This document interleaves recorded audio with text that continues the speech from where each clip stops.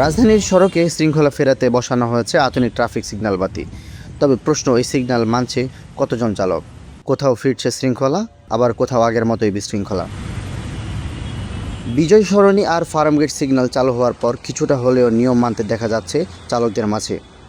লাল সবুজ বাতির নির্দেশনা মেনে থামছে গাড়ি, কমছে হুটহাট রাস্তা পারাপারও। আগে জায়গা থেকে জায়গা আসলে আধা ঘন্টা 40 মিনিট পার হয়ে যাবো, কখন সময় কোনো নির্দিষ্ট নাই। এখন একটা সময় দিয়ে দিচ্ছে 30 সেকেন্ড বা 40 সেকেন্ড বা 60 সেকেন্ড বা 1 মিনিট, এটা সুবিধা হয়েছে অনেক, জানতে একটু কম সময় লাগে। বিজয় সরণি কেন্দ্রিক যে সিগন্যাল বসানোর ফলে আসলে ট্রাফিক সিগন্যালে আমূল পরিবর্তন হয়েছে। সেটা আমাদের হোক আর যাত্রীদের হোক বা যারা মানে যানবাহন যারা চালনা করতেছে আর কি, সবার জন্যই ভালো হয়েছে। কারণ দেখেন আগে যেমন মানুষের কিটা বেশি থাকতো, সময় বেশি লাগতো, বিজয় সরণির ক্রসিংয়ে কিন্তু এতটা জ্যাম পরিলক্ষিত হয় না। অফিস টাইমে বিষয়টা আলাদা, কারণ তখন গাড়ি ঘোড়ার সংখ্যা বেশি থাকে, আধিক্য থাকে, সে সময় সব দিকে একটু রেশনিং করে চালানো হয়। কিন্তু বাকি সময়টুকু সিগন্যালের কারণে আমাদের জন্য ভালো হয়েছে, প্লাস কে জন্য সর্বসাধারণের জন্য ভালো হয়েছে। তবে একেবারেই ভিন্ন চিত্র বাংলা মোটর ও কারওয়ান বাজার এলাকায়, যেখানে সিগন্যাল থাকলেও তা মানার প্রবণতা কম। চালকদের একাংশই নিজের মতো করে চলছেন, ফলে তৈরি হচ্ছে বিশৃঙ্খলা।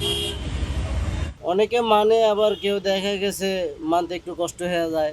সবার ক্ষেত্রে তার সমান হয় না, ঠিক আছে।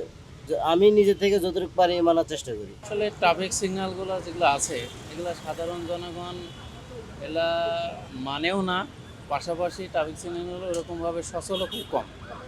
এই জন্য আমি মনে করি আসলে সাধারণ পাবলিকদের সচেতনতা এটা তৈরি করা যেতে পারে সব জায়গায় বলে।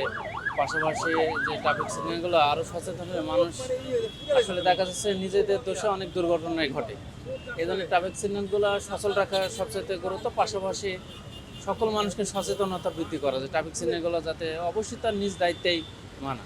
সংশ্লিষ্টদের মতে রিকশা ও অটোরিকশার চাপই বড় কারণ। উল্টো পথে চলাচল করছে অটোরিকশা, যা শুধু নিয়ম ভাঙাই নয়, বরং বাড়াচ্ছে যানজটও।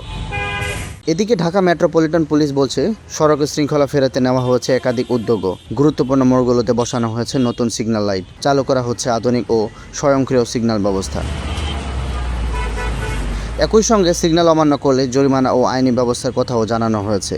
নজরদারির জন্য বসানো হয়েছে সিসিটিভি ক্যামেরা, যাতে লালবাতি অমান্য বা উল্টা পথে চলাচল শনাক্ত করা যায়।